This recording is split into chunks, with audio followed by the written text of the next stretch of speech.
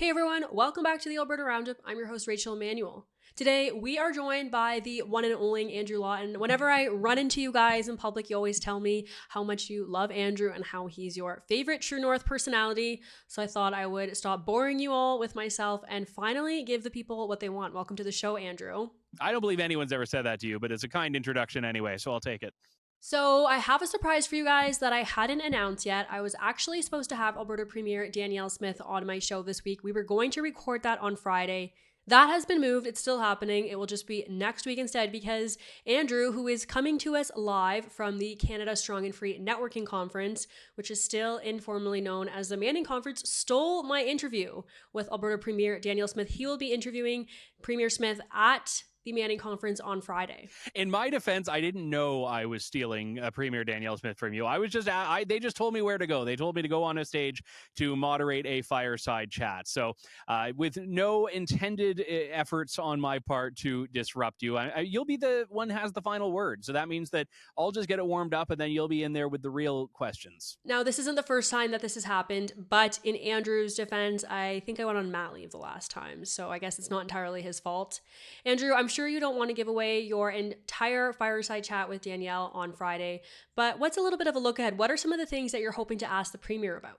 I think certainly we'll be talking about parental rights. I did an interview with her about this when she was in Ontario actually a couple of months ago, and I think there's a lot more on that. And she's speaking to a room full of people who are part of the conservative movement in the country. So my hope is that she'll be able to be particularly candid compared to, if she's on a CBC interview or something like that. Not that she makes a habit of that. So I also want to talk about some of the affordability issues. I mean, obviously we know her position on the carbon tax and on federalism, but she's actually faced some criticism from the Canadian Taxpayers Federation for allowing the Alberta gas tax to go up. And I've never really heard her explain in too much detail how she rationalizes that inherent contradiction. So that'll be one thing I'd like to talk about as well. And I also think in general, when you're speaking to a premier in this particular point in time, really that Ottawa province relationship, what does it need to look like, and what might a perhaps conservative government do differently that she would rather see and help that relationship? Because we see these criticisms from provinces, not just Alberta, Saskatchewan, New Brunswick, even Ontario to some extent. Like the Federalist project right now is broken. Now, Andrew, you obviously cover the federal government, you cover the federal Conservative Party. When we're talking about parental rights especially, of course, Alberta Premier Danielle Smith has come out and said what she intends to do here in Alberta. We've had some other provinces come out.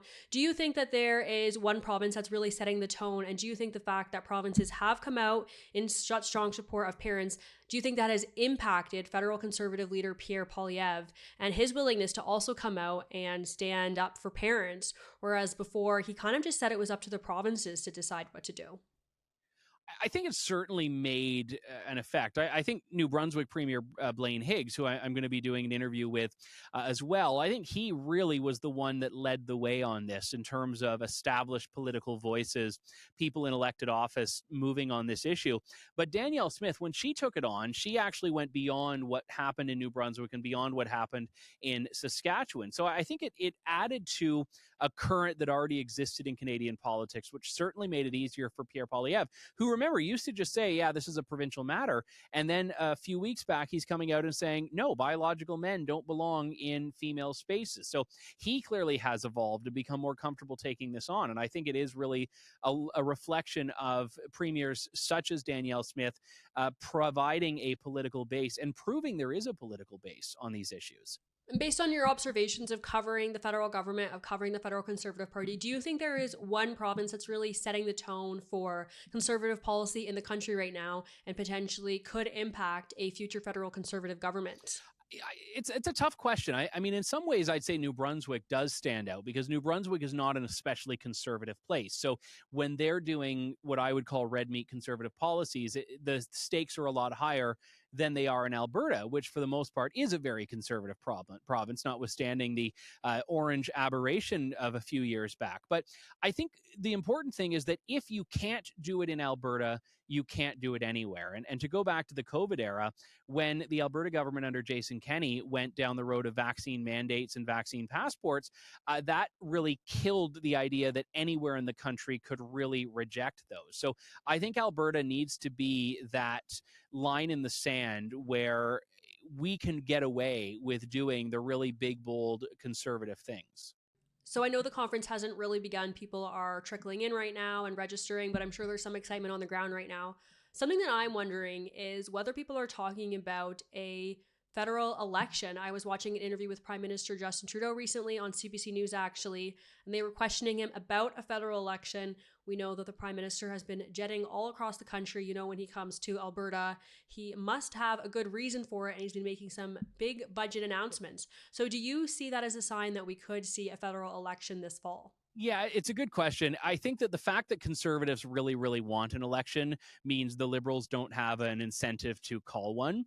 People on the right would love to go to the polls now. I had on my show Jamil Javani, the newly elected conservative member of parliament, who, even though he just won a by election, is saying that he wants to go back to the polls for a general election like now because it's looking so great. So when the conservatives are posting like 10, 15, 20-point leads, depending on the poll over the liberals, I don't think the liberals are in any hurry to go to an election. I think maybe theoretically, if something big happens this summer and the liberals start to do really well, they might be motivated to pull the trigger. But I'm kind of thinking at this point it's going to be fall 2025, which is the scheduled election date. Another thing I have to ask you about is the carbon tax. I know that there is going to be a panel on the carbon tax this weekend. Of course, we've had the Axe the Tax protest going on here in Calgary for over a week now. I know there's a couple other locations where a remnant of protesters had stayed for now over a week to protest the carbon tax. Now, of course, there's not too many people at these protests, at least not during the week. We typically see them swell on the weekends when more people are off work and can show up. But do you think that these protests are actually making an impact, or is it really just too few people for people to be talking about it in the news headlines and also just in discussions at the conference? Well, people are certainly talking about it. I mean, I'm right now across the hallway from the Canadian Taxpayers Federation booth, and they've certainly been sounding the alarm about this. I know you've been doing tremendous coverage of people in the West that weren't just content to have a one-day protest, that have kept this on now for approaching 2 weeks. So I think people are talking about it. I think the carbon tax is one piece of a broader affordability question where, even if the carbon tax were to disappear overnight, it doesn't make inflation go away. It doesn't make government debt go away. It doesn't make all of these things go away.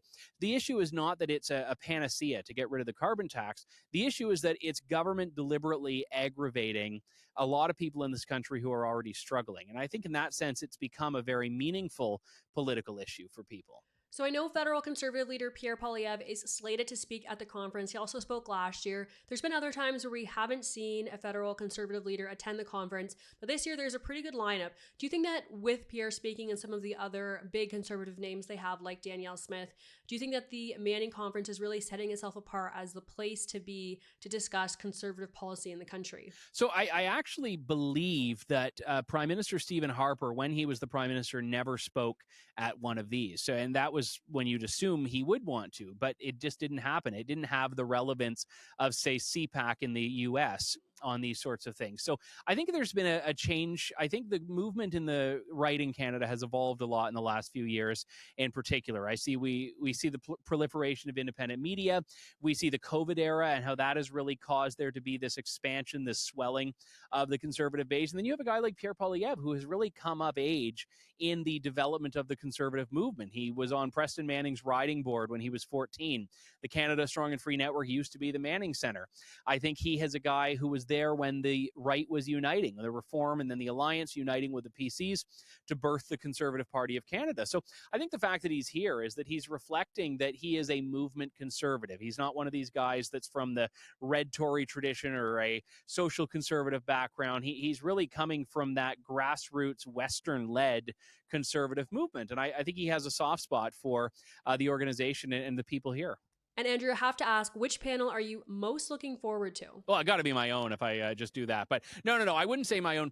I'm actually interested in Tony Abbott, who's the former Prime Minister of Australia, and he's actually going to be a guest on my show as well. But he was a very fascinating figure in Australia. Again, he was a very hardline conservative in a country that isn't inherently conservative, and I think there might be some perhaps lessons he can bring to Canadians on the right from his experiences in Australia. And finally, just before I let you go, I'm wondering where our viewers who are interested in following your content can find that this weekend. We are live every day on the Andrew Lawton Show at True North at 11 a.m. Mountain Time, and we'll have some other interviews coming out over the course of the weekend and also next week. Okay, Andrew, thank you so much for joining the show. For the rest of you, I'll be back on Saturday with my regular episode and, of course, with some coverage of the Canada Strong and Free Networking Conference, including what Alberta Premier Danielle Smith and Andrew Lawton talked about on Friday. I will see you guys on Saturday. I hope that you have a great rest of your week, and God bless.